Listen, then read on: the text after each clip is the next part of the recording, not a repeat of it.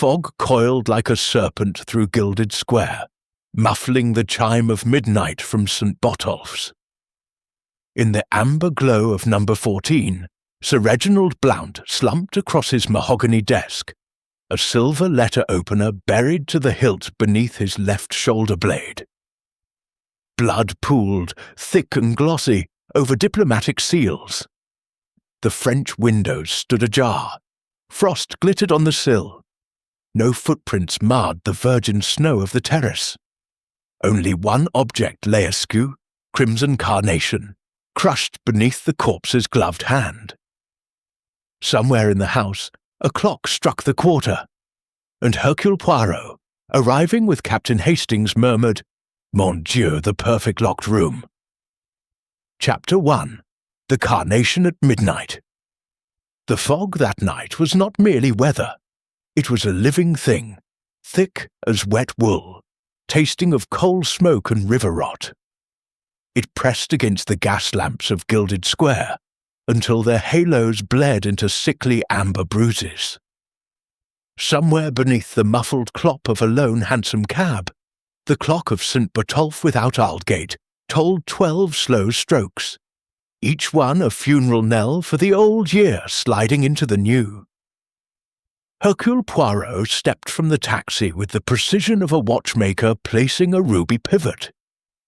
His patent leather shoes, polished that morning by the incomparable George, found the frozen gravel with a crisp, decisive crunch. The cold bit through his astrakhan collar. But Poirot did not shiver. Cold was merely a sensation. Disorder was the true enemy. Captain Arthur Hastings, pink-cheeked and muffled in a camel hair coat 2 sizes too large for fashion, paid the driver with a generous tip and a murmured apology for the late hour. The cab lurched away, its ruby tail lamp swallowed almost at once by the fog. "Devilish night," Hastings said, teeth chattering. Japp's note said urgent. Sounded like the end of the world. Poirot's moustaches, waxed to rapier points, twitched.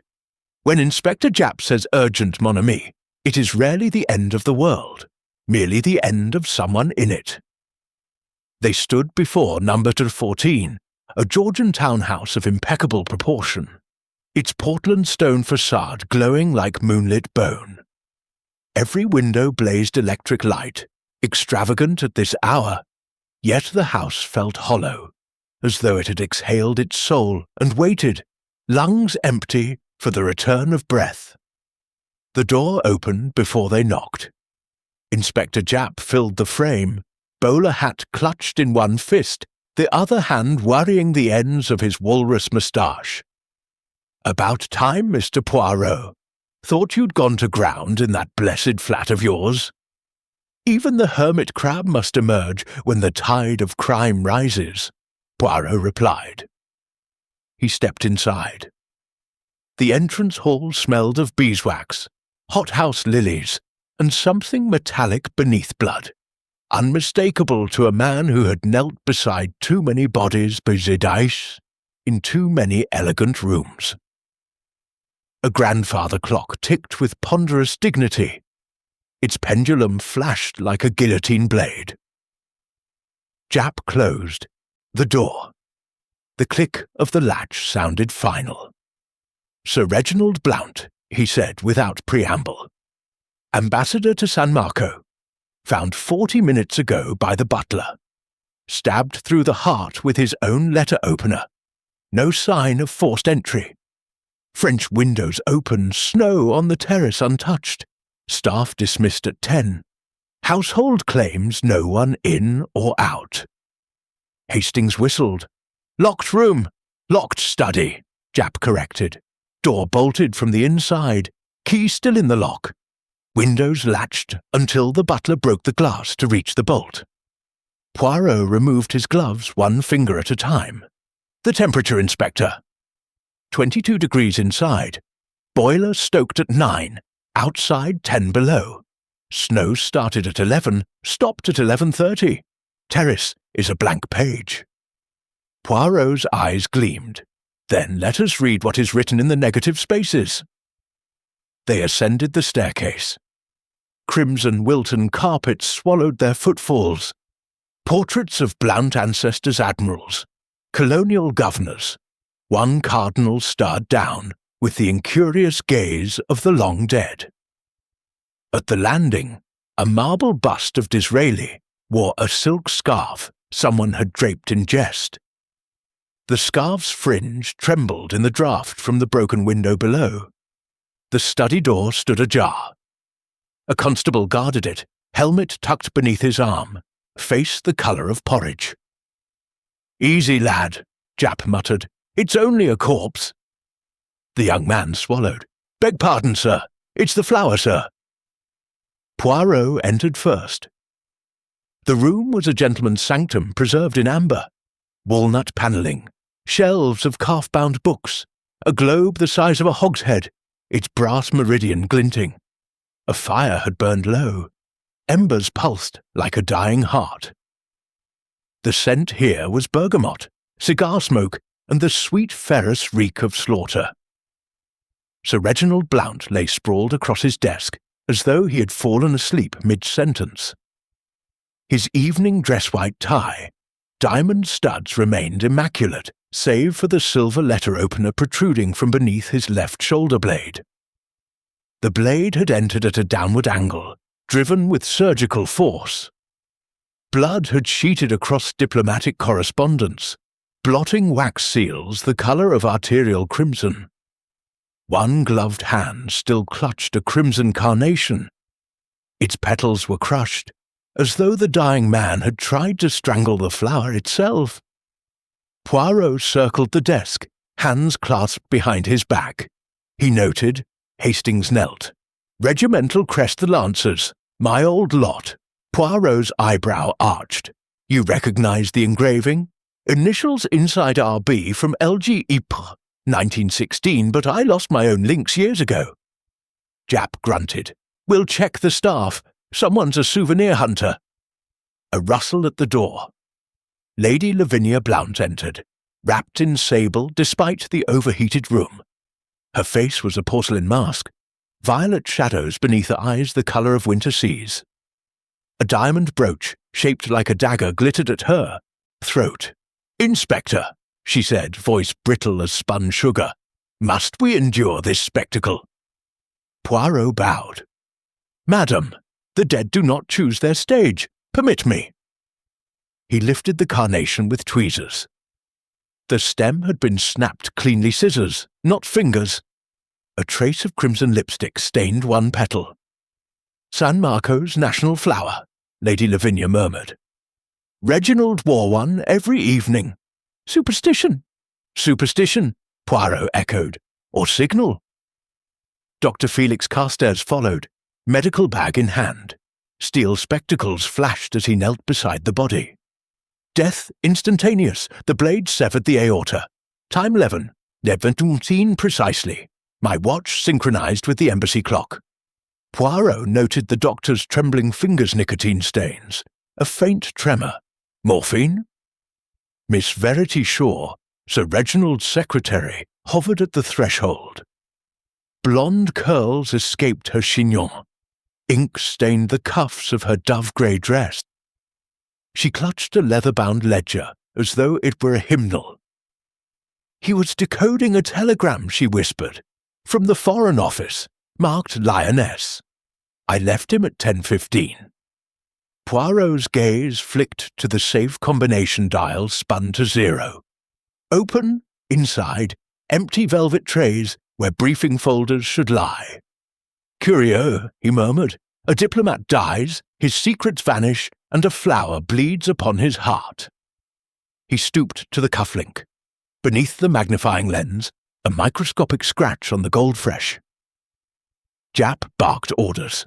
Constables fanned out. The butler, a stooped figure named Greaves, recounted the evening with mechanical precision.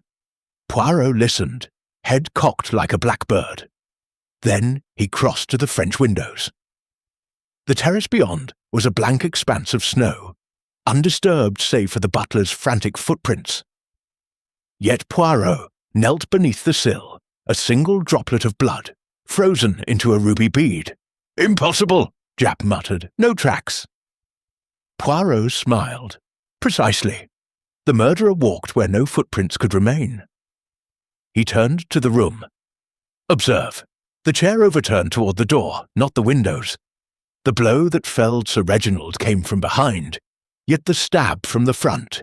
2 attackers, or one extraordinarily agile." Hastings shivered.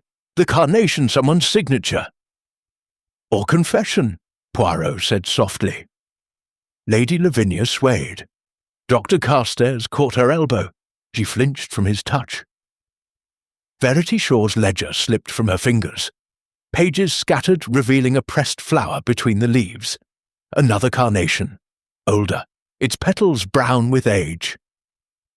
Poirot retrieved it. Inside the stem, a hollow cavity. Once, perhaps, it had held a capsule. Poison? Microfilm? Japp sealed the room. The constables filed out. As Poirot donned his gloves, he paused beside the globe. San Marco was marked with a tiny gold pin. Someone had drawn a circle around it in red ink fresh. Outside, snow began to fall again, soft as forgiveness. The fog retreated, revealing the square skeletal plane trees. Somewhere, a woman's sob echoed, quickly stifled. Poirot lingered at the threshold. His gaze fell upon the carnation's crushed petals. Beneath the topmost layer, a single manicured fingernail painted the same crimson as the flower. He pocketed it with a murmur. The first clue, mes amis, and the first lie. Chapter 2. The cipher in the safe morning arrived like a reluctant witness. Pale, watery light seeping through the fanlight of number 14, turning the fog to mother of pearl. The house had not slept. Constables stamped their feet in the hall.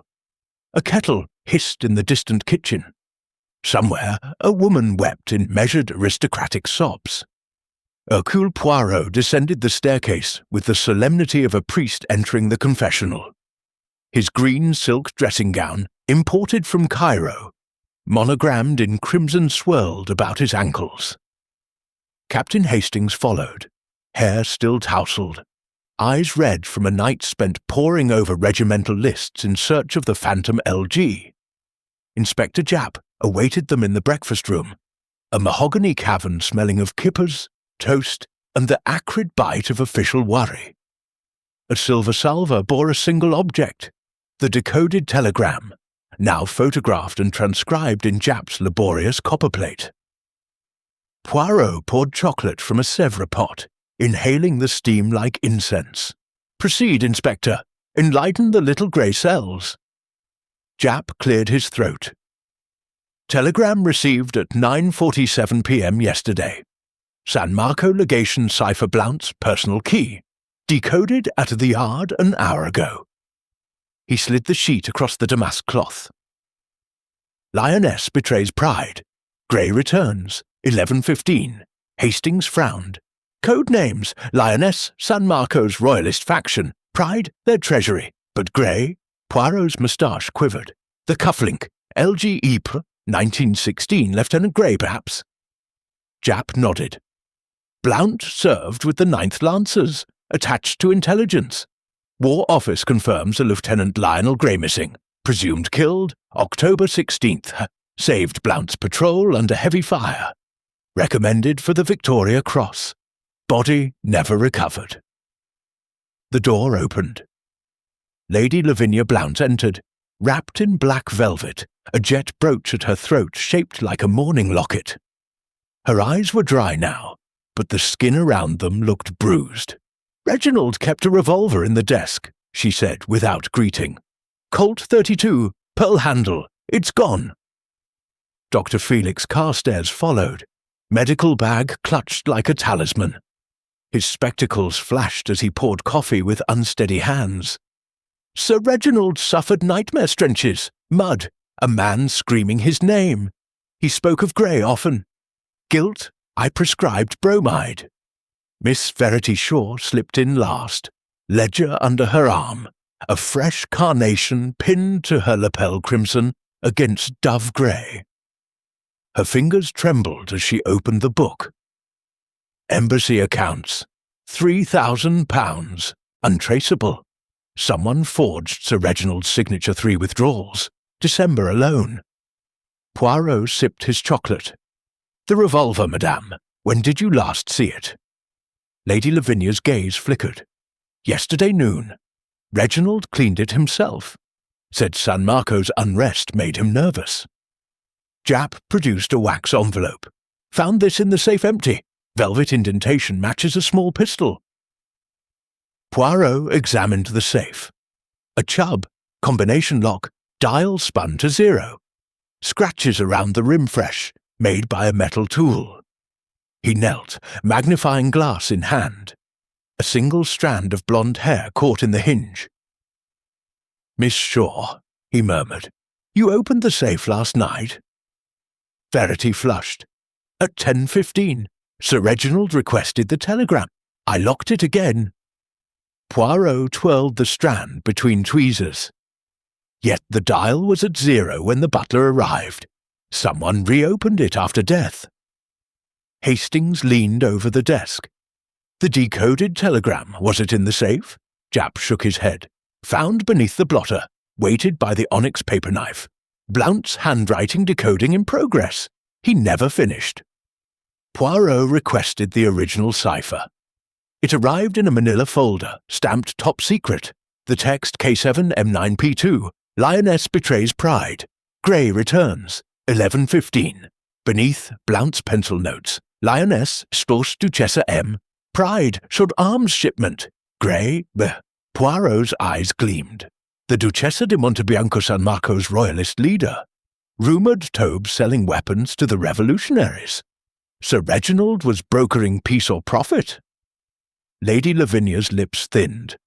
Reginald was loyal to the crown. Yet £3,000 vanish, Poirot said softly, and a revolver walks away. Loyalty, madame, is sometimes flexible. Dr. Carstairs set down his cup with a clatter. Sir Reginald suffered neuralgia. I prescribed morphine. The embassy dispensary is short. Someone has been helping themselves. Verity's pen scratched across her ledger. I logged every vial. Poirot noted the fresh ink still glossy. At what hour, mademoiselle? 11:30, she said promptly. In the library. Japp's constable entered, dripping melted snow. The revolver, Sir dredged from the fountain, barrel unfired, wrapped in oilskin. Poirot examined it beneath the chandelier. Pearl handle, initials R.B. engraved in florid script. One round missing from the cylinder. Curieux, he murmured. A weapon removed, not used, a threater, a distraction. Hastings produced the cufflink from his pocket. I telephoned the Regimental Museum at dawn.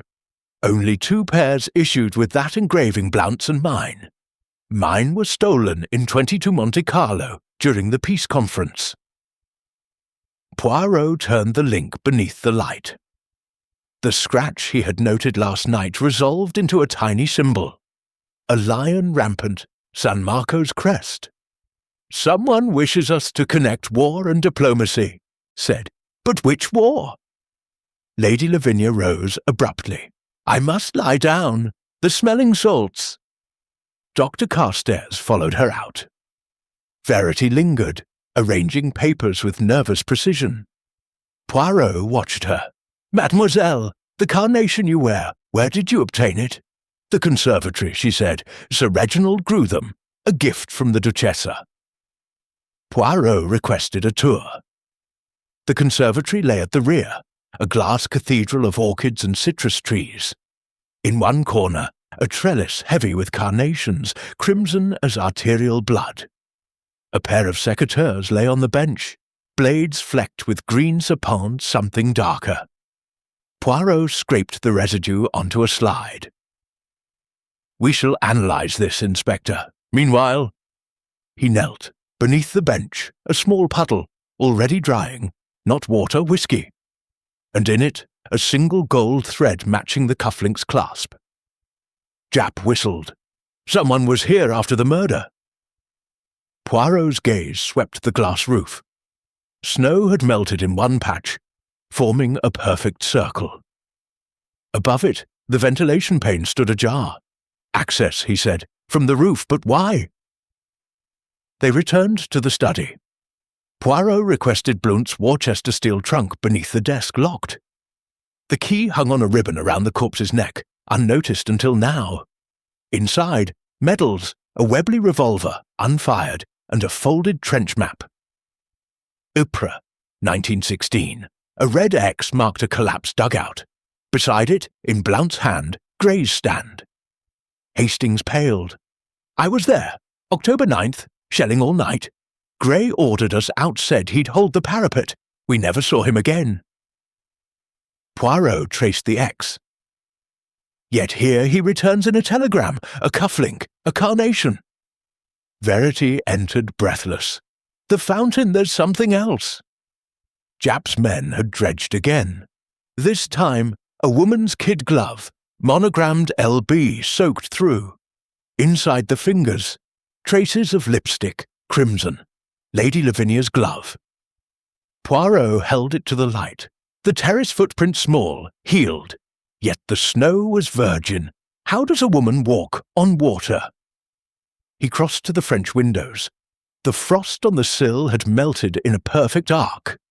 Beneath, a thin wire, nearly invisible, looped through the latch and trailing into the snow. Fishing line, Poirot said, pulled from outside after the latch was secured. The murderer exited, then locked the room behind them. Japp scratched his head. But the snow was falling at 11, Poirot finished. Footprints filled within minutes, the glove planted later, when the fountain was searched. Hastings stared at the map. Gray's stand. Coordinates matched the fountain's positional most. Poirot's eyes narrowed. Almost is the difference between truth and illusion. That afternoon, the coroner's van arrived. Sir Reginald's body was removed, shrouded in black. Lady Lavinia watched from the landing, dry-eyed. Dr. Carstairs prescribed laudanum.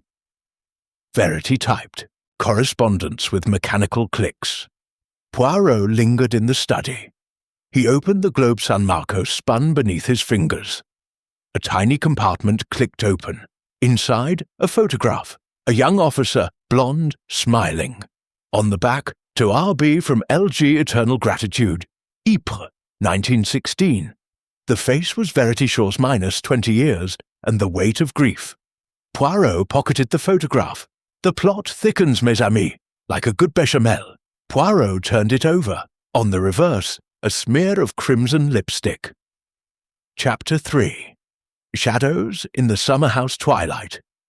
Draped gilded square in bruise-coloured velvet.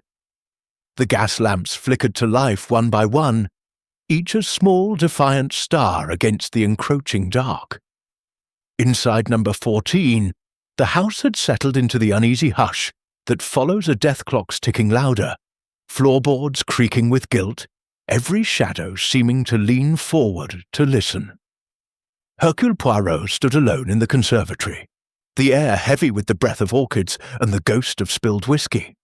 The crimson carnations on the trellis glowed like drops of fresh blood in the failing light. He lifted the secateurs with a linen handkerchief. The darker flecks on the blade were not sap. Under his pocket lens they resolved into microscopic fibres wool, navy blue, and a single strand of gold thread matching the cufflink clasp. Someone bled here, he murmured to the empty air, yet left no trail. Captain Hastings burst through the glass door, cheeks flushed from the cold.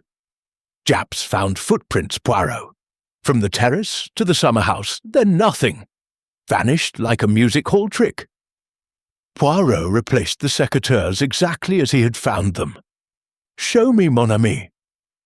They crossed the terrace, boots crunching on refrozen slush. The footprints began at the French window so small, heeled, a woman's court shoe, and marched in a straight line to the summer-house. a folly of latticed cedar, half buried in yew. There the trail ended abruptly, as though the walker had been spirited upward by gin. Poirot knelt. The final print was deeper than the others. The heel sunk a full inch. Here she paused, perhaps to listen. He brushed snow from the lattice. A smear of crimson lipstick stained the wood at eye level. Hastings shivered. Lady Lavinia wears that shade. Revolutionary red, she calls it. Or Miss Shaw, Poirot countered. Or a third woman we have not yet met. Inside the summer house, the air was sharp with cedar and damp earth. A wicker chaise longue sagged beneath a moth-eaten cashmere shawl. On a deal table lay the remnants of a clandestine rendezvous. 2 crystal glasses, one rimmed with lipstick, the other clean. A silver cigarette case engraved with the San Marco crest. A theatre ticket stub, The Mousetrap, 14th of February, St. James's Theatre, Dress Circle, seat D12. Poirot lifted the ticket. Curieux, the play does not open until next week. Hastings examined the cigarette case. Russian tobacco sobrani. Dr. Carstairs smokes Turkish. Poirot opened the case. Inside, 3 cigarettes, one crushed, its paper torn. Tobacco spilled like sawdust. Beneath the lining, a folded scrap of onion skin. He teased it out with tweezers. A map-pond drawn, the fountain at its centre. An arrow pointed north to the summer house, labelled in pencil 11:25. Another arrow south to the conservatory 11:30. A third west to the Mews Gate 11:35. Timetable, Poirot said softly. The murderer rehearsed. Japp's voice boomed from the terrace. Mr. Poirot, you'll want to hear this. The butler, Greaves, stood wrapped in a greatcoat, breath pluming. Begging your pardon, sir. Last night, but what was 05? Precisely, Lady Lavinia left the house. I saw her from the pantry window, black cloak, no hat. Returned at 11:25, snow on her boots, cheeks flushed, said she needed air. Poirot's eyes gleamed. And Dr. Carstairs? Followed her 5 minutes later. Returned at 11:28, agitated, asked for brandy. Hastings whistled. Lovers tryst. Or accomplices, Poirot said. They confronted Lady Lavinia in the drawing-room. She sat before a fire of sea coal, a cashmere shawl about her shoulders, a crystal glass of chartreuse trembling in her hand. Air? Poirot repeated gently. At 11 on a night fit for polar bears. She laughed, a sound like breaking icicles. Reginald's snoring drove me mad. Felix Dr. Carstairs prescribed fresh air, along with bromide. We walked the square, nothing more. Dr. Carstairs, summoned from the dispensary, corroborated. Lady Lavinia suffers migraines. Cold air helps. I escorted her to the fountain and back. Poirot noted the doctor's pupil pinpricks despite the dim light. Morphine. And the summer house? Carstairs flushed. We rested a moment, on the chaise, then returned. Verity Shaw appeared in the doorway, ledger clutched to her chest. I was in the library until midnight, typing correspondence. The typewriter ribbon is nearly spent proof. Poirot requested the ribbon. It arrived in a cardboard box, black with ink. He held it to the light. The final line typed, and so the lioness shall devour her pride. Time stamped by the machine's internal clock, 11:58 p.m. Yet the ink was still tacky. Mademoiselle, Poirot said, typewriter ink dries in minutes. This was written after midnight. Verity paled. I reset the clock to finish urgently. Japp's constable entered with a wax envelope. From the summer house, sir, under the chaise cushion. A morphine vial empty. Label, property of San Marco Legation Dispensary. Carstairs lunged. That's mine! Stolen! Poirot calmed him with a gesture. We shall see. That evening, Poirot requested Sir Reginald's war chest be brought to the study. The steel trunk yielded more treasures. A diary bound in Morocco leather, its pages warped with mud and blood. Entries ceased in October 1916.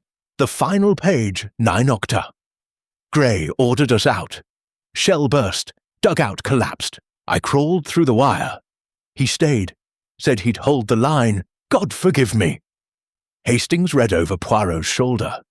Blount left him. Or Gray chose martyrdom, Poirot said. Hero or coward history depends on the survivor. Beneath the diary, a folded trench map, larger than the one in the globe. Poirot spread it across the desk. The X at Gray's stand now bore coordinates 51.50 degrees Sen, 0.1278 degrees, W Central London, a second X marked Gilded Square. Someone overlaid the battlefield onto Mayfair, Hastings whispered. Poirot traced the line between the X's. It passed through the fountain, the summer house, the conservatory. Japp entered triumphant. The lipstick analysed, contains carmine and beeswax, trace of belladonna, theatrical, not cosmetic. Music hall supply shop in Shaftesbury Avenue sold 3 tubes last week, 1 to a woman blonde, veiled, paid cash. Poirot's moustache twitched.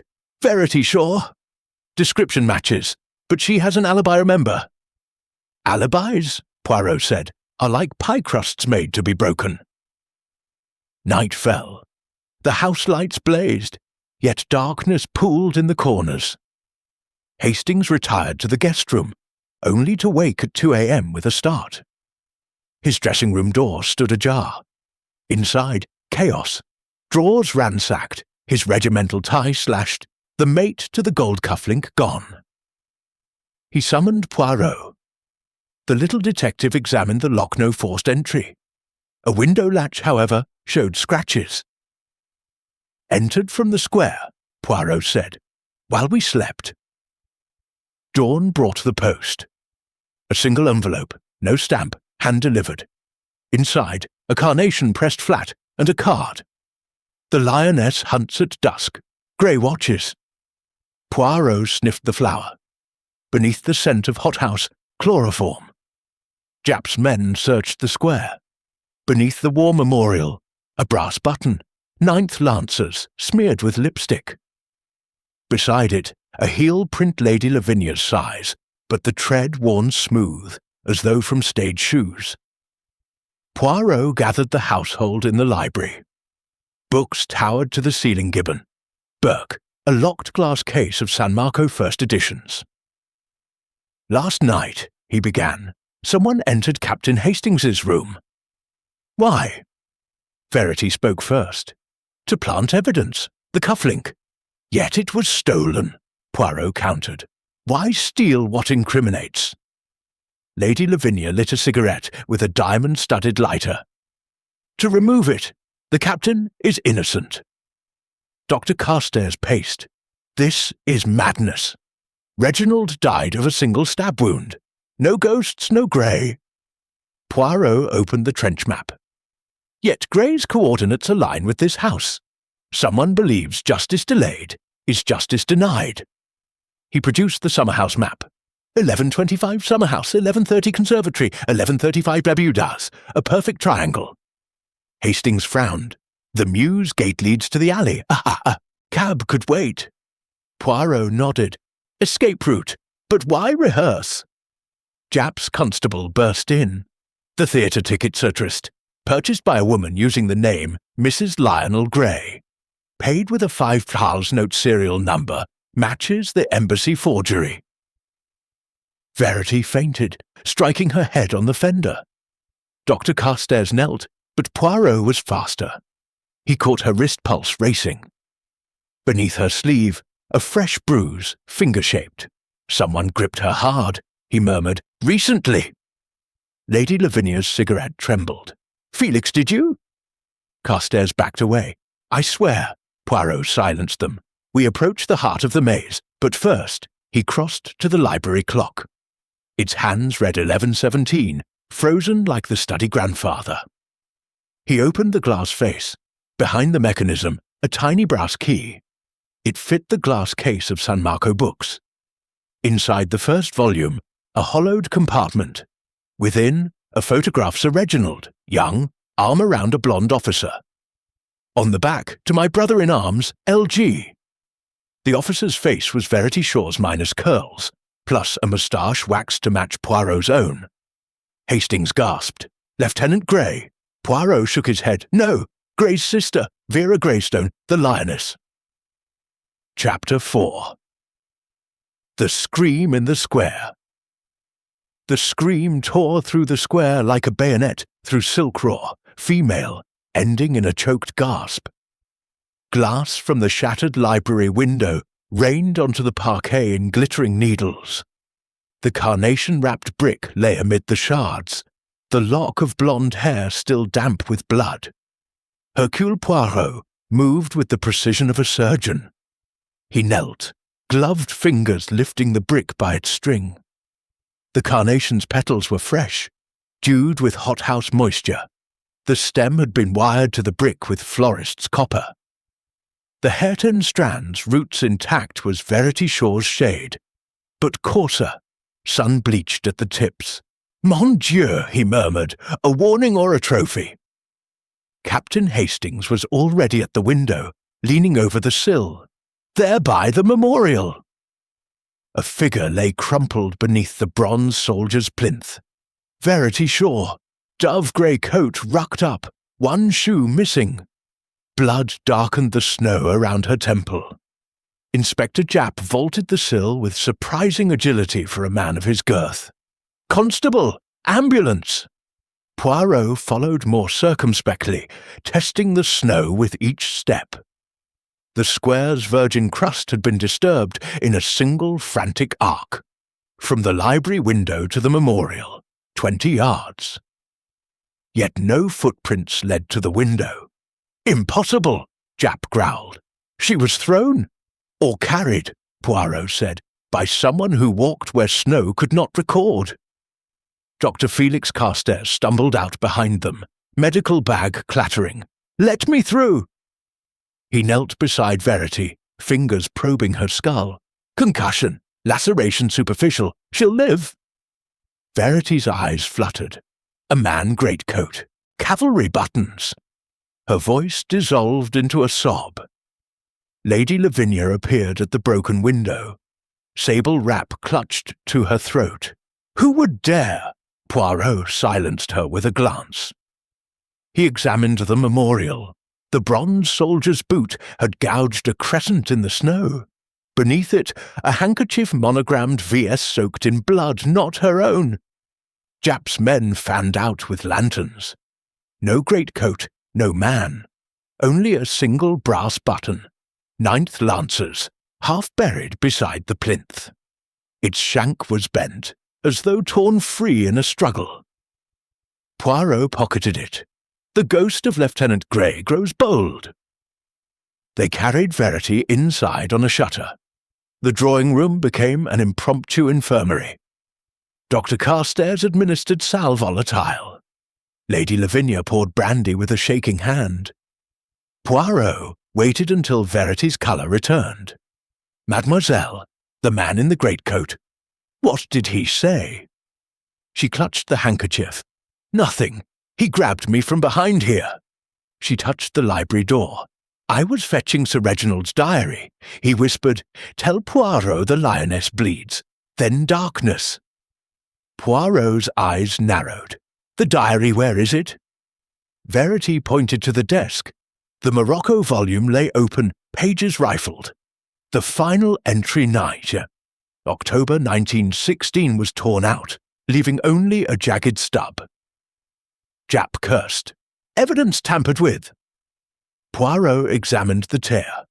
The paper fibres slanted upward, ripped by a right-handed person standing above the book.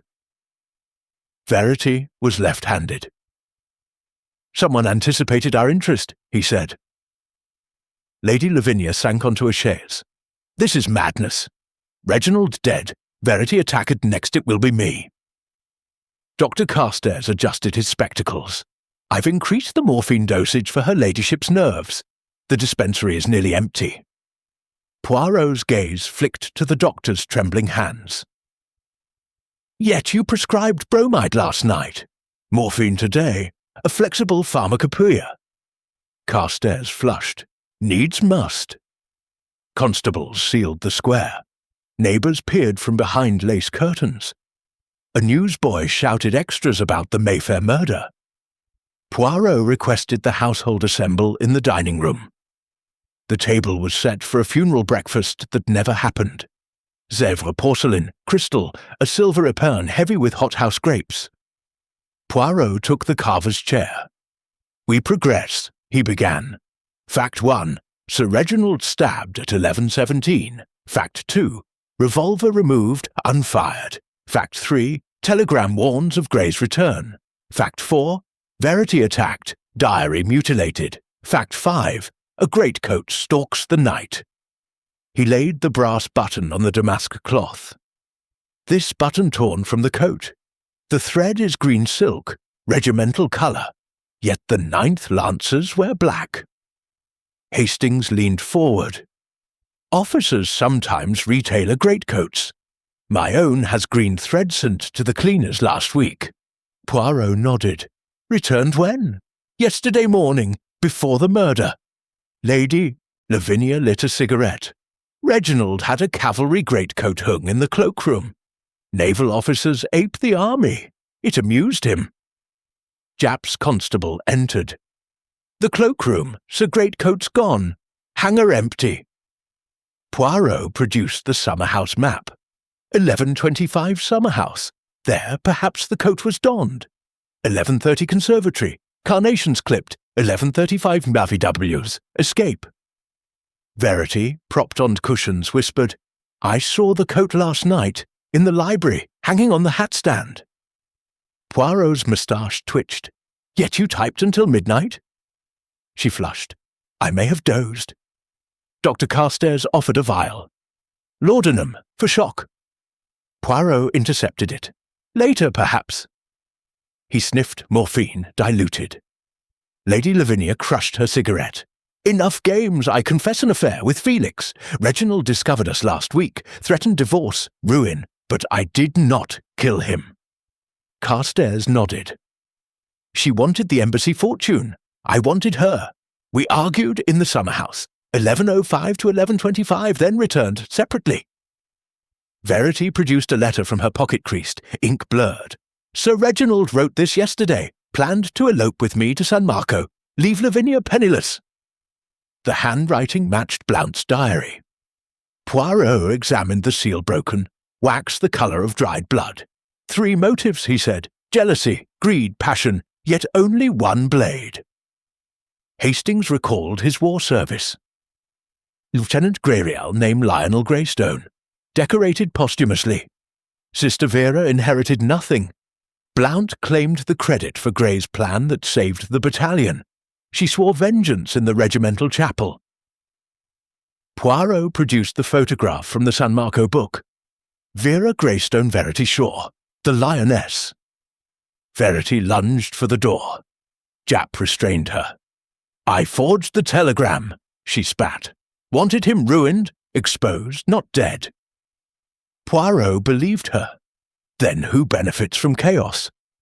He requested the fountain be dredged again. This time, a waterproof pouch, oilskin, weighted with lead shot. Inside, a love letter, perfume-soaked, addressed to Dr. Carstairs. "Meet me at the summer house, 11:15. Destroy this." Lady Lavinia paled. "I wrote no such letter." The perfume was Lily of the Valley Verity's scent. Japp's men searched Carstairs' room. Beneath the mattress, a syringe, morphine ampules, and a theatre makeup kit grease paint, spirit gum, false moustache. Carstairs collapsed. For migraines, the moustache fancy dress. Poirot examined the kit. 1 pot of crimson lipstick matching the summer house glass. That night, the house was locked and bolted. Poirot stationed constables at every door. He himself took the study, a candle his only light. At 11:17 precisely, the French windows creaked. A figure in cavalry greatcoat slipped inside, face obscured by a balaclava. The intruder crossed to the safe, spun the dial 11+17. It opened. Poirot rose. Bonsoir, mon fantôme. The figure whirled. A revolver glinted Blount's Colt. Drop it! Jap barked from the doorway, torch blazing. The intruder fired. The bullet shattered the chandelier. Crystal rained like hail. In the chaos, the figure vaulted the terrace. Poirot pursued. The snow had begun again, thick flakes erasing tracks. By the fountain, the greatcoat lay abandoned, buttonless. Beneath it, a woman's kid glove, monogrammed LB, and a carnation wired to a lead weight. Jap arrived, panting. Lost him in the mews! Poirot lifted the glove. Inside, a brass key, Yale cut. The diary page, he said, hidden where only the lioness would look. They returned to the study. The safe stood open empty, save for a single object. A child's toy soldier, 9th Lancers, one arm missing. Poirot turned it over. On the base, scratched with a pin, for Lionel. V. Dawn found Verity in the library, bandaged defiant. I staged the attack, wanted you to find the letter, suspect Felix, but the diary page I burned it. Poirot produced the toy soldier. Your brother's? She wept. Reginald sent it after the war. Mockery. Lady Lavinia confessed the 3,000 paid to a San Marco assassin as insurance. Reginald planned to flee with Verity. I'd be ruined. Carstairs admitted stealing morphine to sell, fund and escape with Lavinia. All guilty of sins, none of murder. Poirot gathered them at dusk. Snow fell like ash. The murderer entered at 11:05 wearing the greatcoat, Hastings cufflink planted in the study. Stabbed Blount at 11:17, exited via the terrace, pulled the fishing line to latch the window. Returned later, fired the shot to retrieve the diary page. He produced the missing page from the fountain pouch, preserved in oilskin. If I die, the carnation will name my killer. Trust no one. R.B. Poirot crushed a fresh carnation. Beneath the petals, a microphotograph developed in the darkroom. A woman's face, Verity, in cavalry uniform, moustache waxed, eyes burning. But Verity was in the library, Hastings began. Poirot smiled. No, she was the lioness in the greatcoat. Chapter 5. The Missing Combination. The tunnel beneath the summer house exhaled the breath of the dead. Damp stone, candle smoke, and something sweeter decaying carnations. The trapdoor, concealed beneath the wicker chaise, had been hinged with theatrical precision. Its iron ring was wrapped in felt to muffle sound. Poirot descended first, candle held high, the flame trembling like a guilty conscience. The passage was narrow, brick-vaulted, no more than 5 feet high. Hastings stooped, muttering about rats. Inspector Japp followed, revolver drawn, torch beams slicing the gloom. The walls wept moisture. Every footstep echoed twice, once in the tunnel, once in the listener's imagination. 20 yards in, the tunnel widened into a chamber the size of a chapel crypt. A deal table stood at the centre, scarred by cigarette burns and knife gouges. Upon it, a bowl of water, clouded crimson, floating a single carnation. The petals had unfurled like a dying octopus. Poirot lifted the flower with tweezers. Beneath, a brass key, identical to the one from the glove. 2 keys, he murmured, one to open, one to close. The walls were papered with yellowed newsprint, pinned with dressmakers' tacks. Headlines screamed. Photographs accompanied each clipping. Blount in dress uniform, medals gleaming. A younger Verity Shaw hair cropped. Eyes hollow refusing the posthumous Victoria Cross at Buckingham Palace. Hastings whistled. A shrine to vengeance. Poirot's candle revealed more. A tailor's dummy draped in the missing cavalry greatcoat, buttons replaced with theatrical paste. A make-up mirror, cracked, surrounded by grease paint pot spirit gum. Crepe hair, a false moustache curled like a sleeping caterpillar. Japp opened a tin trunk. Inside, women's clothing, Verity's dove-grey dress, ink-stained, a blonde wig on a stand, a pair of court shoes, heels filed smooth. Disguises, Japp growled. She played both secretary and ghost. Poirot examined the mirror. On its reverse, etched with a diamond, for Lionel. V. A corkboard above the table displayed the trench map, overlaid with gilded square.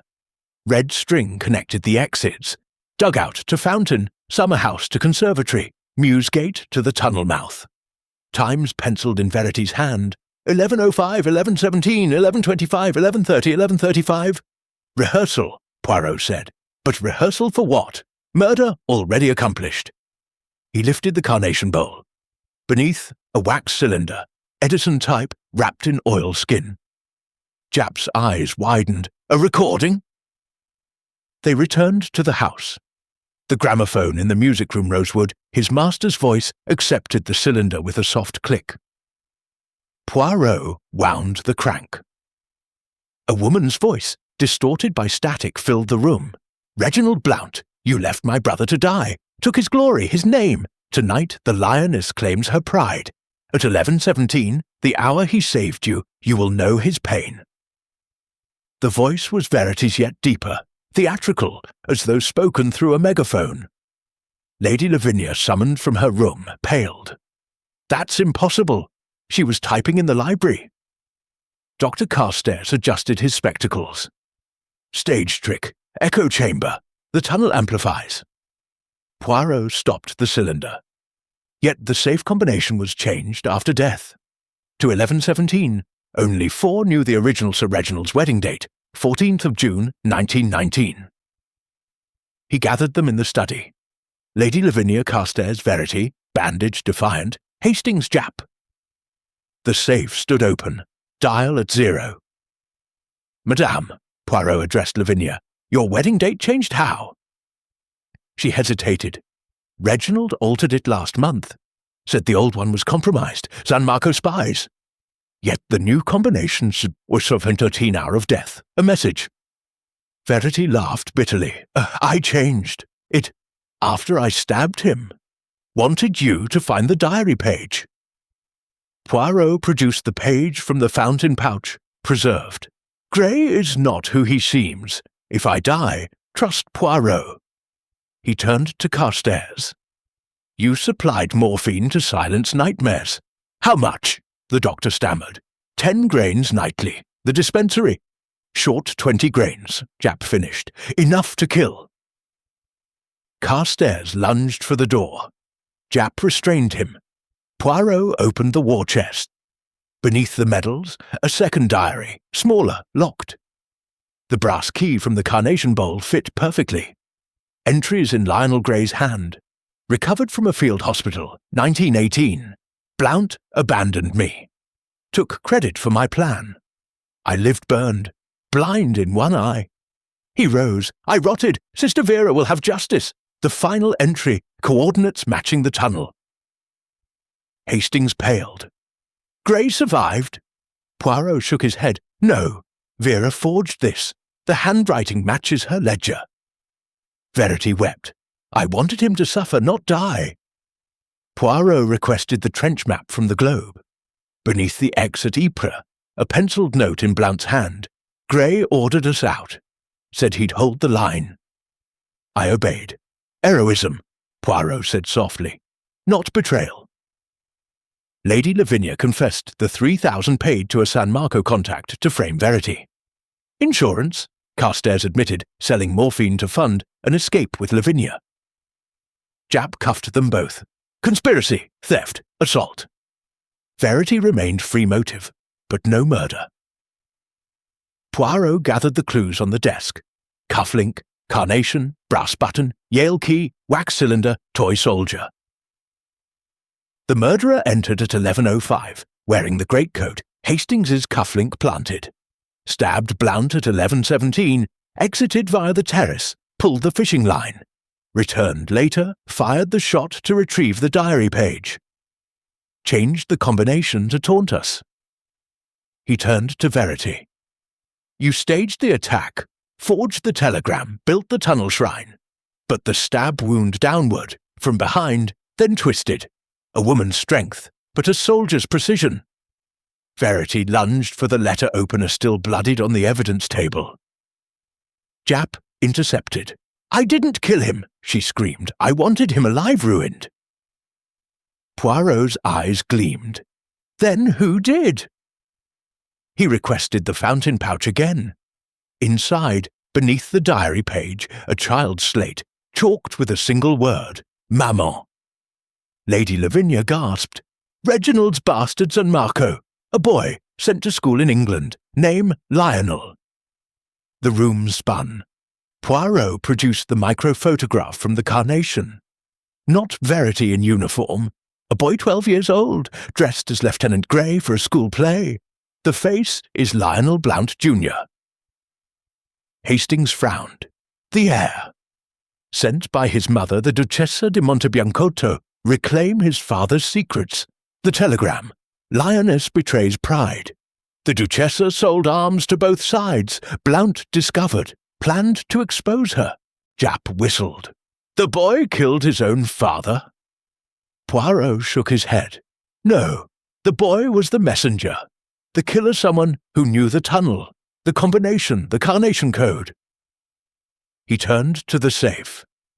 Beneath the false bottom, a ledger, San Marco crest. Entries in the Duchessa's hand payments to Dr. Carstairs. Morphine for silence, Poirot said. Carstairs killed Blount to protect the Duchess and his lover, Lavinia.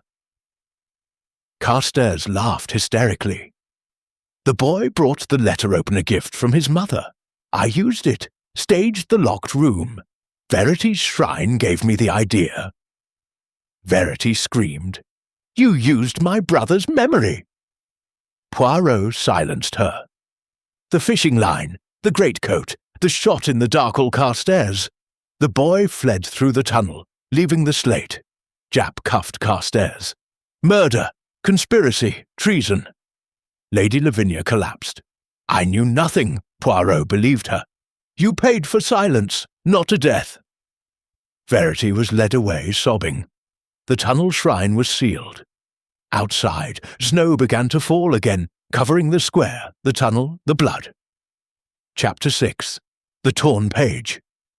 The Black Maria's engine coughed to life, its headlights carving tunnels through the falling snow. Dr. Felix Carstairs, wrists cuffed, pressed his face to the grille.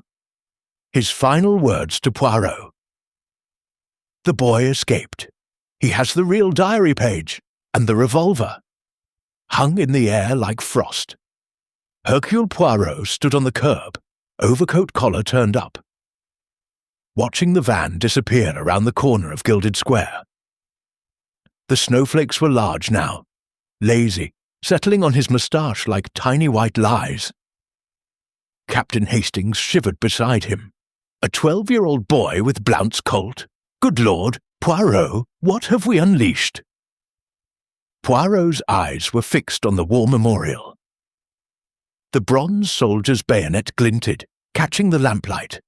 Not unleashed, mon ami. Awakened. The lioness's cub has teeth. Inspector Japp barked orders.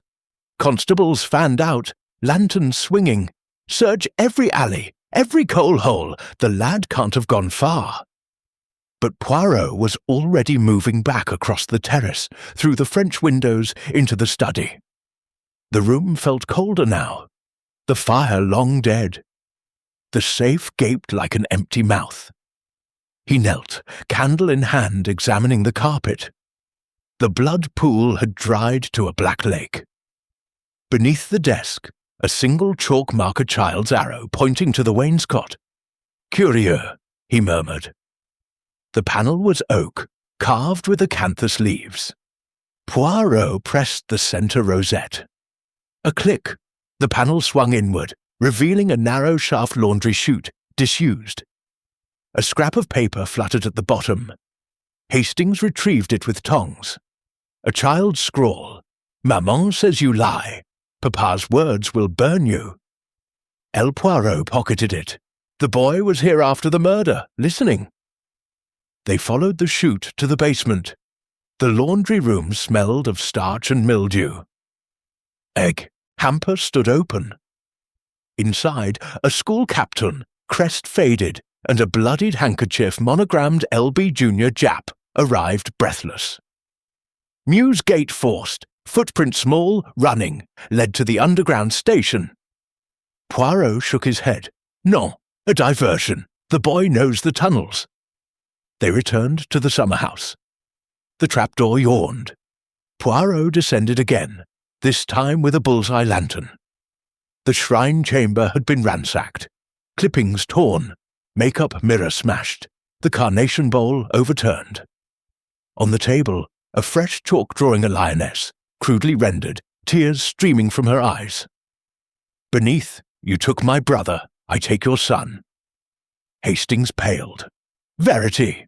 Released on bail, Jap confirmed. Slipped her minder an hour ago. Poirot examined the lioness. The chalk was soft, theatrical same as the makeup kit. A single blonde hair clung to the dust. She was here, he said, with the boy. A search of the tunnel revealed a side passage bricked up hastily, mortar still wet. Jap's men attacked it with pickaxes. Beyond, a cellar beneath number 15, empty save for a camp bed, a Primus stove, and a stack of San Marco diplomatic pouches. One pouch was open. Inside, the missing $3,000 in Bank of England notes and a child's exercise book. Pages filled with Lionel Blount Jr.'s handwriting copies of his father's diary entries, annotated in red ink, lies, lies, lies. The final page, a map of the underground Bakerloo line circled, a note, meet Maman at Baker Street midnight, bring the page. Poirot's eyes gleamed. The boy flees to his mother the Duchessa, but Verity follows. Jap radioed Scotland Yard. All stations Baker Street. Child 12, blonde, carrying a revolver. Accompanied by woman, 25, blonde, distressed. They raced to the station in Jap's Wolseley. London was a blur of snow and neon.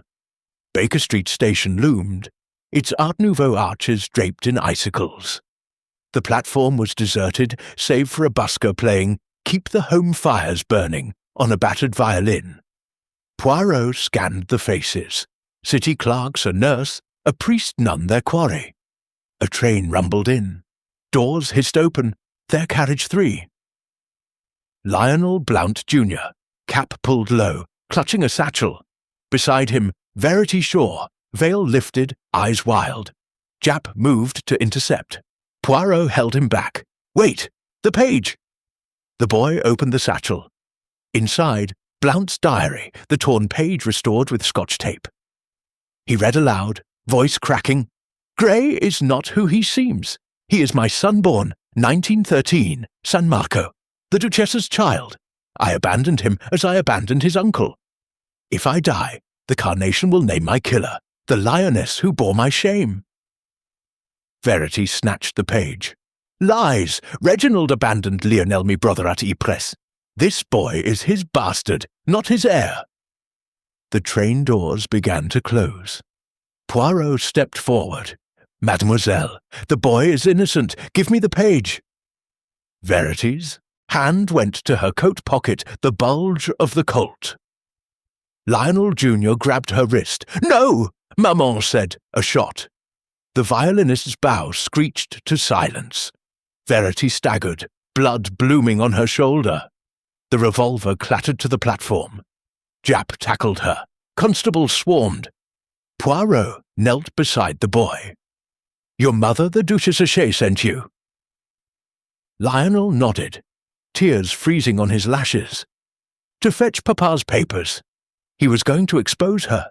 The arms deals. She said if I brought the diary, she'd acknowledge me. Poirot took the page. The ink was fresh forged. Verity wrote this, he said softly, to lure you. The real page? He produced the oilskin pouch from his pocket. The original, water-stained but intact. Gray ordered us out. I obeyed. He saved us all. My son, Lionel, born of the Duchessa, must never know my shame. If I die, trust Poirot to protect him. The boy wept.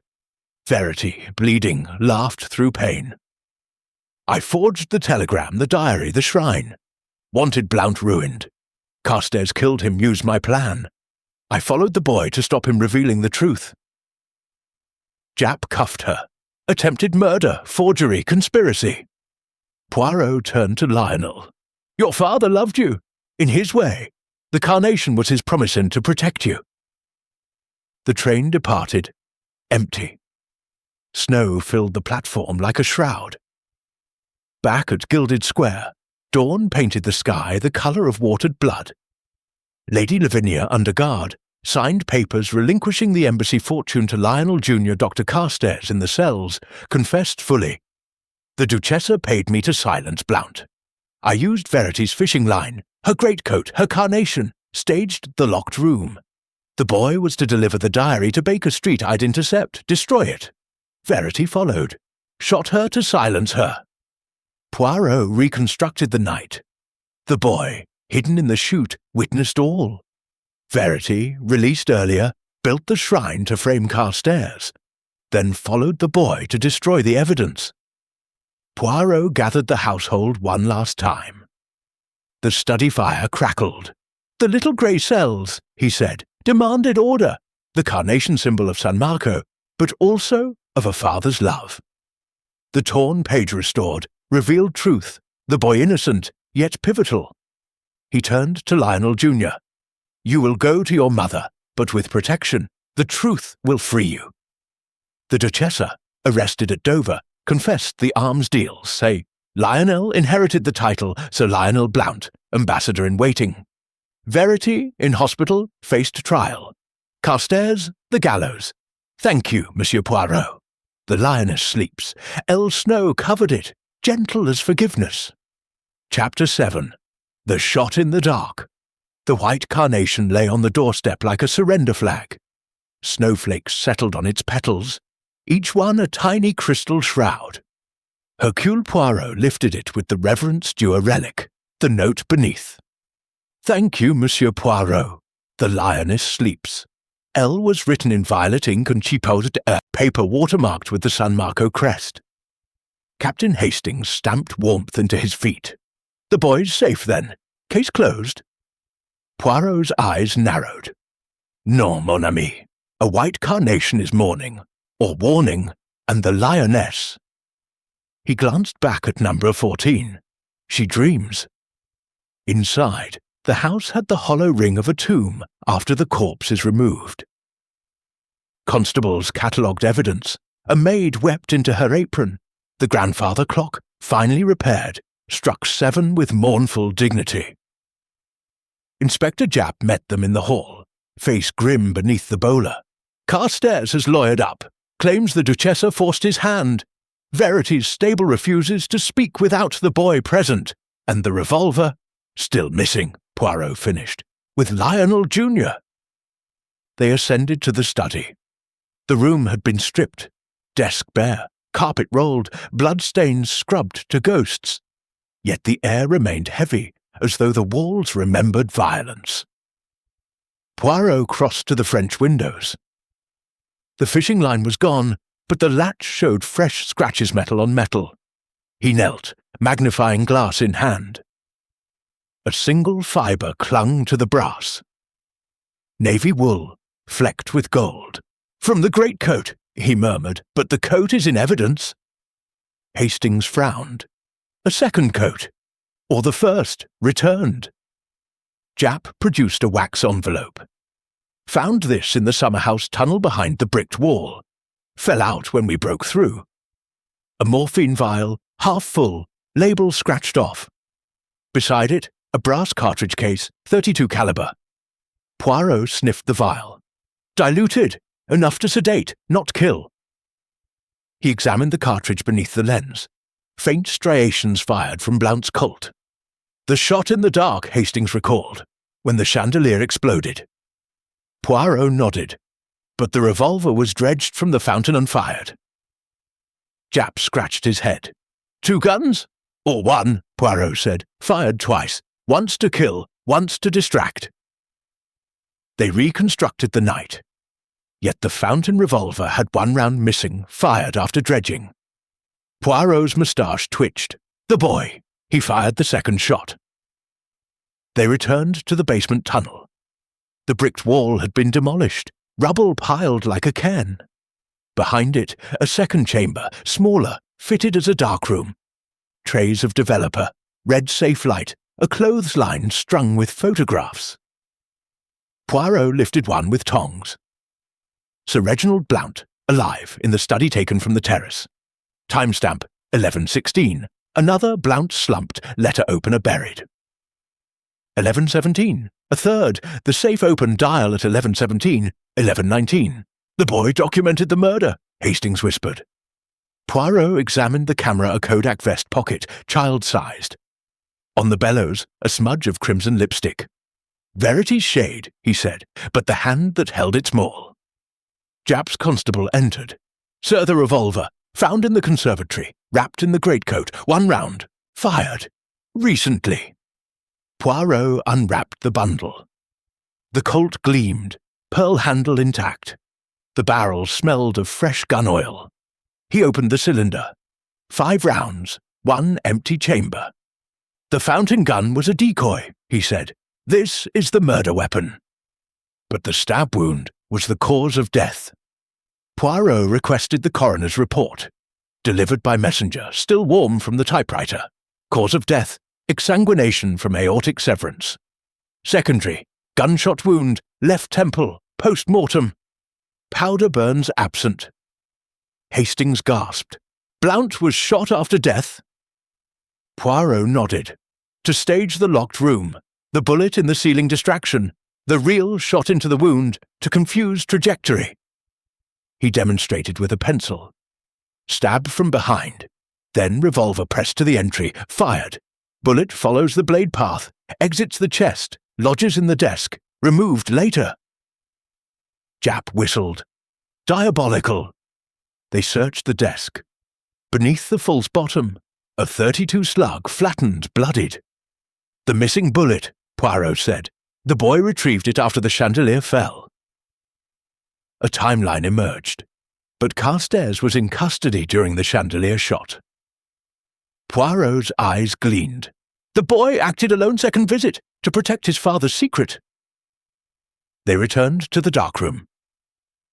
On the clothesline, a final photograph Lionel Jr., in the greatcoat, revolver raised.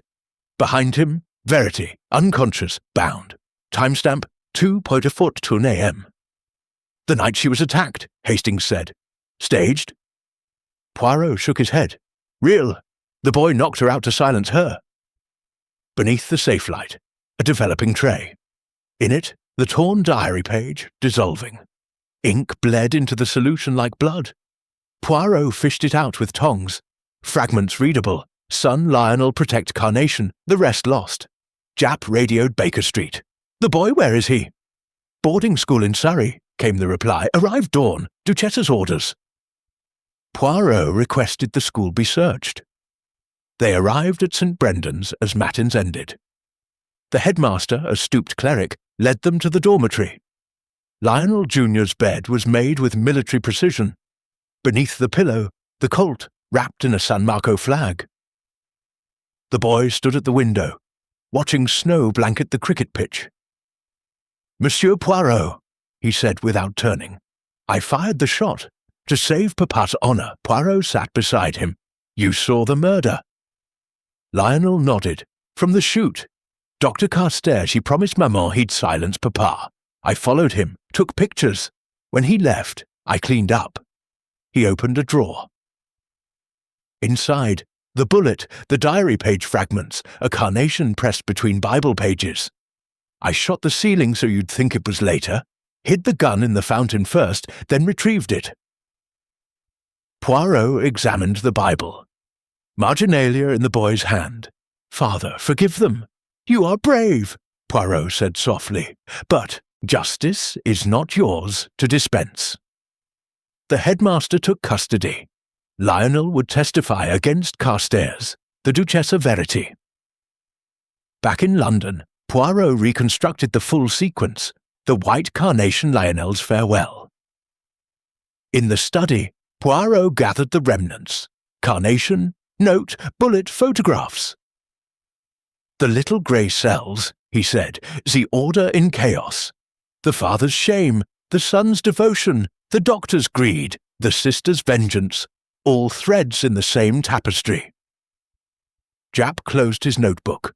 "Carstairs hangs. Duchessa deported. Verity prison. The boy." "Boarding school," Poirot said, "with a trust fund. And the truth." Hastings offered brandy. "To the lion cub." Poirot raised his glass. "To the carnation symbol of love and of blood." Outside, snow ceased. Gilded Square gleamed, innocent again. Chapter 8. The fifth fingerprint. Snow had ceased by the time the envelope arrived, postmarked San Marco, delivered by a gloved messenger who vanished before the butler could tip him. The white petal within was pressed so thin it was translucent. The child's drawing beneath showed a lioness curled in sleep, tail wrapped protectively around a cub. The violet ink read, "The pride is safe." L. Hercule Poirot turned the petal between thumb and forefinger. It carried no scent, only the faint chemical tang of formalin. "Preserved," he murmured. "A specimen, not a flower." Captain Hastings poured coffee from a silver pot that had once belonged to the Tsar. "Lionel's farewell, then, case-tied with a bow." Poirot's moustache gave a single, decisive twitch. "No. A bow unties, and this case has one knot still hidden." He laid the petal beside the evidence array on the breakfast table.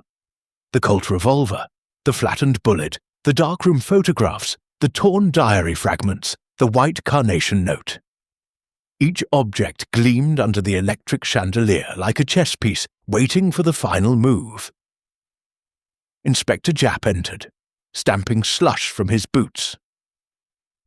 "Coroner's final report, and something else." He slapped a fingerprint card onto the damask, lifted from the letter opener handle beneath the blood. Not Carstairs, not Verity, not Blount. Poirot took the card. The print was small, the ridges delicate, almost a child's. Yet the core pattern was a perfect loop, rare in adults. "The fifth fingerprint," he said softly. Hastings frowned. "Lionel?" "No.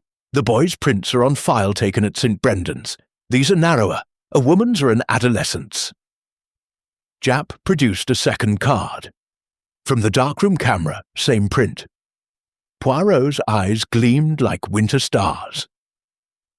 Then the boy had an accomplice, someone who held the letter opener after the blood dried.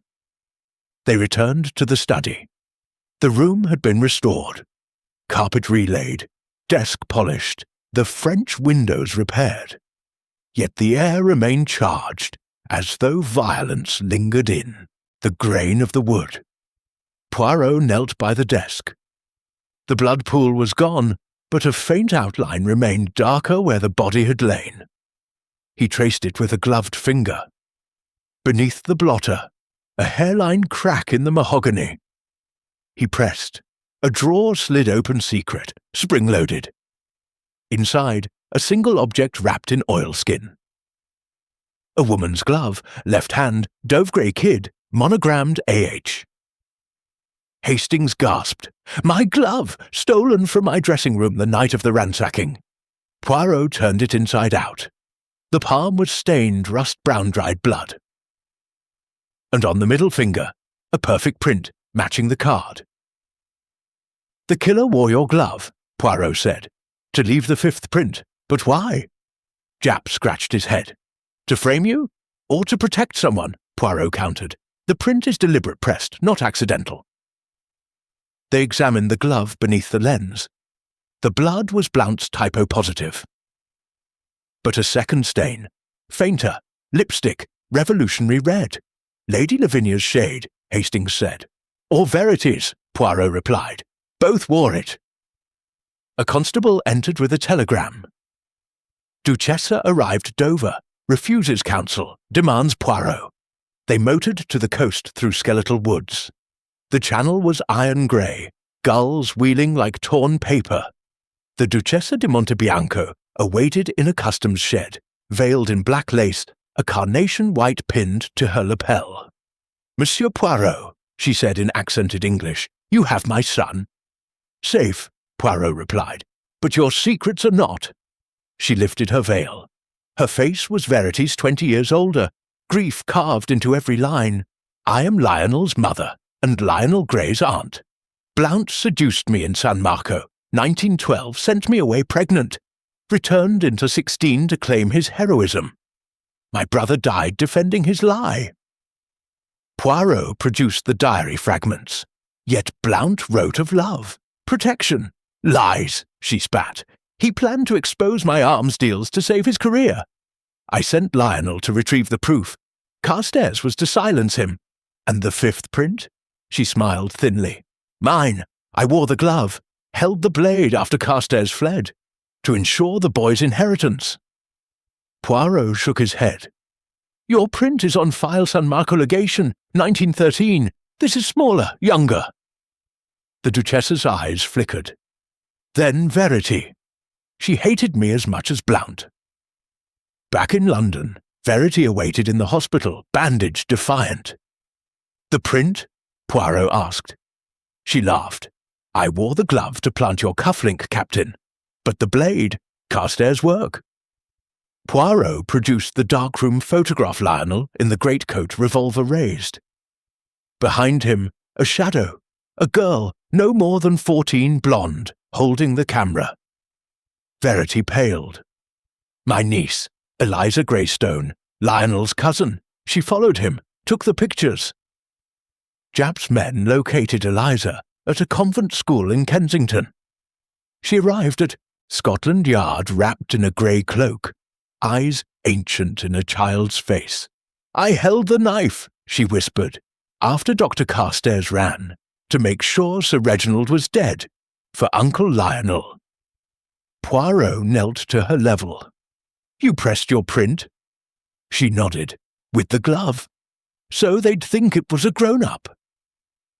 The timeline crystallized. The fifth print protection for the children. Poirot gathered the final assembly in the study. Lady Lavinia pale, the Duchessa veiled, Verity cuffed, Carstairs shackled, Lionel and Eliza hand in hand.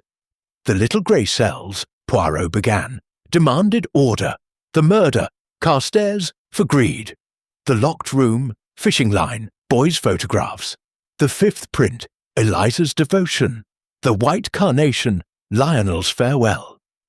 He laid the glove on the desk. "Captain Hastings, your cufflink was stolen to implicate you by Verity. The glove, to protect the children by Eliza."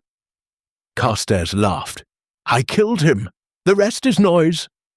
The Duchessa wept. "I armed a war. For money. Blount would have exposed me." Verity bowed her head. "I forged the shrine, to ruin him, not kill." Lionel spoke. "Papa wrote the truth. I hid it to protect Maman."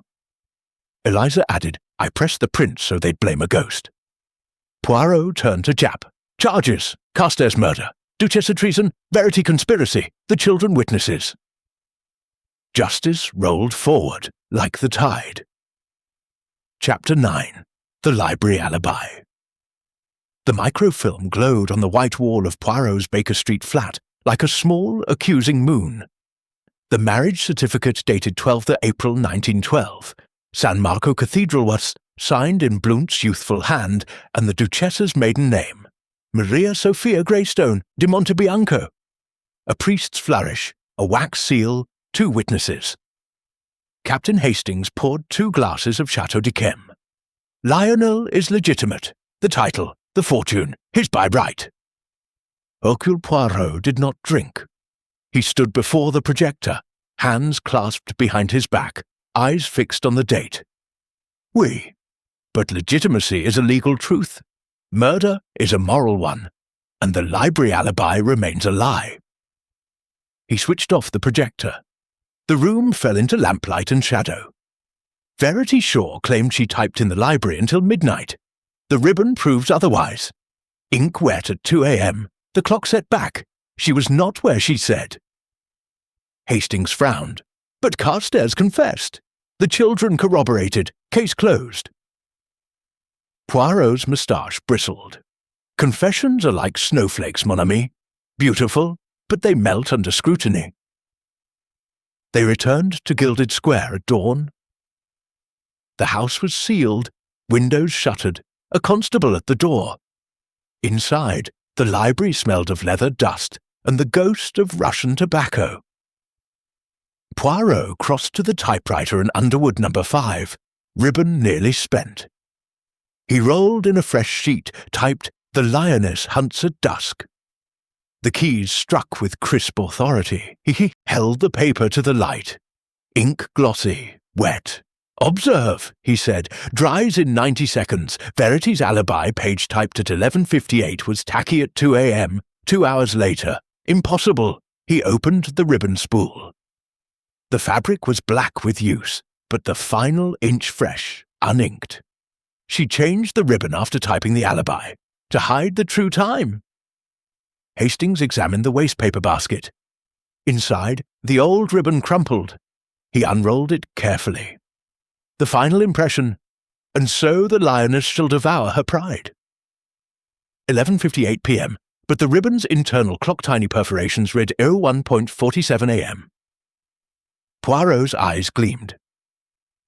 She typed at 1:47 a.m. after the chandelier shot, after the boys' ceiling fire. She was in the house the entire night. They reconstructed her movements. Japp arrived, summoned by telegram. Verity's lawyering up, claims duress. Poirot led them to the library clock. He opened the glass face. Behind the mechanism, a tiny brass lever. Verity adjusted this nightly, he said, to falsify timestamps on embassy correspondence. A spy's trick. He reset the lever. The clock jumped forward 2 hours. Her entire alibi fabricated. They searched her room. Beneath the mattress, a blonde wig, spirit gum, and a San Marco passport in the name Vera Greystone. Japp whistled. She planned to flee with the boy. Poirot produced the darkroom photographs.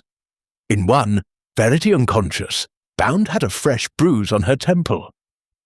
But the rope marks were loose, theatrical. "Self-inflicted," he said, to deflect suspicion. The final piece, the typewriter's platen. Beneath the rubber, a single strand of blonde hair Verity's and a smear of revolutionary red lipstick. She typed after the attack, Poirot said, while the boy thought her unconscious. They confronted Verity in the hospital. She lay propped on pillows, shoulder-bandaged, eyes defiant. "You lied," Poirot said. "You were the lioness in the greatcoat. You stabbed Blount." She laughed. "Carstairs confessed." "Under duress," Poirot replied. "The Duchessa threatened his family. You orchestrated everything." He laid the evidence on the bed. Ribbon, clock lever, passport, photographs. You forged the telegram, built the shrine, lured the boy. Carstairs was your tool. You stabbed Blount at 11:17, fired into the wound, exited, returned at 1:47 to type the alibi. The boy, thinking to protect you, staged the attack, fired the ceiling shot. Verity's mask cracked. "Reginald abandoned my brother, took his glory. I wanted him ruined. Carstairs wanted him dead. We compromised," she confessed. Poirot turned to Japp. "Charges: Verity murder, conspiracy, forgery, Carstairs accessory, the children witnesses." Verity lunged for the morphine vial on the bedside table. Japp restrained her. "You used the boy's love," Poirot said softly, "and Eliza's grief. The carnation was your signature," she wept, "for Lionel, my brother." In the study, Poirot gathered the final assembly. Lady Lavinia, free but ruined, the Duchessa deported, Carstairs broken, Verity cuffed, Lionel and Eliza, hand in hand. "The library alibi," Poirot began, "was the key. The clock, the ribbon, the lipstick lies within lies. Verity planned ruin. Carstairs delivered death. The children innocent, yet complicit in cover." He laid the marriage certificate on the desk. Lionel is heir. The fortune highs, the truth his burden. The boy stepped forward. I fired the ceiling shot to protect Aunt Vera. I didn't know she killed Papa. Eliza added, I pressed the print to blame a ghost for Uncle Lionel. Poirot knelt. You are brave, but truth is the only ghost that frees. Justice closed like a book. He did. Inside, a microchip, modern, anachronistic. A final message etched in silicon. The lioness wakes. San Marco burns. Chapter 10. The Engraved Truth. The microchip was no larger than a fingernail, yet it burned in Poirot's palm like a coal. Its surface, etched with circuitry invisible to the naked eye, reflected the gas lamps of Gilded Square in fractured rainbows. The engraving, visible only under a lens, read, The lioness wakes. San Marco burns. Captain Hastings stared. Good Lord! Poirot a wireless transmitter in 1930. Poirot slipped it into a velvet pouch. Not 1930, mon ami. The future intrudes. Someone plays a deeper game. They stood in the study of number 14, the house now a hollow shell. Furniture shrouded in dust sheets, the chandelier swathed in muslin like a corpse. Only the desk remained bare, evidence arrayed upon it like a sacrificial offering. The letter opener, the colt, the carnation bowl, the marriage certificate, the microchip. Inspector Japp burst through the door, coat dripping melted snow. San Marco's in chaos. Revolution. The Duchessa's palace torched. Wireless reports lionesses broadcast on every frequency. Poirot's eyes narrowed. Verity's final move. They raced to the hospital. Verity Shaw lay in a private ward, wrists restrained, eyes fever-bright. A gramophone on the bedside table spun a wax cylinder her voice, distorted, looping, The lioness wakes, the pride rises, Blount's blood waters the revolution. Poirot stopped the cylinder. You planned this from the beginning. She smiled, lips cracked. Reginald stole my brother's life. I stole his legacy. The microchip smuggled from Berlin, 1929, a gift from a physicist friend. Broadcasts on a frequency the embassy monitors. When they tune in, boom. Japp paled. A bomb? Radio triggered, Verity said, in the embassy safe. Blount's peace plan dynamite in diplomatic pouches. Lionel's inheritance ashes. Poirot's mind raced. The safe combination 1117. The pouches returned to San Marco with the boy. He turned to Japp. Evacuate the legation. Now. Too late. A wireless crackled in the corridor. A voice panicked. San Marco legation explosion. Casualties unknown. Verity laughed until she coughed blood. The lioness devours her pride. Poirot leaned close. You used the children. Lionel's love. Eliza's grief for this. For justice, she whispered. My brother died in mud. Blount died in silk. Now the world burns. He produced the letter opener. Beneath the dried blood, an engraving faint, almost erased. To R.B. from V.G., eternal gratitude. Ypres, 1916. Your gift, Poirot said. You carried it always. Verity's eyes widened. You found it. Non, you showed me. The carnation, the cufflink, the clockle breadcrumbs to this moment. He assembled the final tableau in the study. Lady Lavinia, hollow-eyed, the Duchessa, via telegram from exile, Carstairs in chains, Verity guarded, Lionel and Eliza, summoned from school. The engraved truth, Poirot began, is layered. Fact 1. Verity planned ruin. Forged telegram, shrine, alibi. Fact 2. Carstairs stabbed Blount panicked greedy. Fact 3. The children covered photographs, ceiling shot, 5th print. Fact 4. The microchip Verity's revolution. He held the letter opener to the light. This blade your brother's gift to Blount. You reclaimed it. Stabbed him yourself. Carstairs lied to protect you. Carstairs lunged. She forced me. Verity smiled. We forced each other. Poirot continued. The bomb Verity's final act. Triggered when the safe opened in San Marco. Lionel stepped forward, voice steady. Papa's marriage certificate, I sent it to you, monsieur, to prove I wasn't a bastard. Poirot nodded. You saved the truth. Eliza added, I pressed the print to protect Aunt Vera. I didn't know about the bomb. Verity wept. I wanted them free, not orphans of my hate. Poirot turned to Japp. Charges, Verity murder, terrorism, Carstairs accessory. The children released to the Duchess's custody with oversight. Justice fell like an axe. Epilogue, 1 month later. Poirot and Hastings walked Gilded Square at twilight. The house was sold, the fortune split half to Lionel, half to war widows. San Marco smouldered, but the revolution faltered without its lioness. A final envelope arrived at Baker Street. Inside, a white carnation, pressed flat, and a child's note, Thank you, Monsieur Poirot. The pride rebuilds. San Marco will bloom again. L&E Poirot pinned the carnation to his lapel. The little grey cells rest, but the heart never. Outside, spring hinted in the air. The square's plane trees budded green. Somewhere, a clock struck the quarter hour.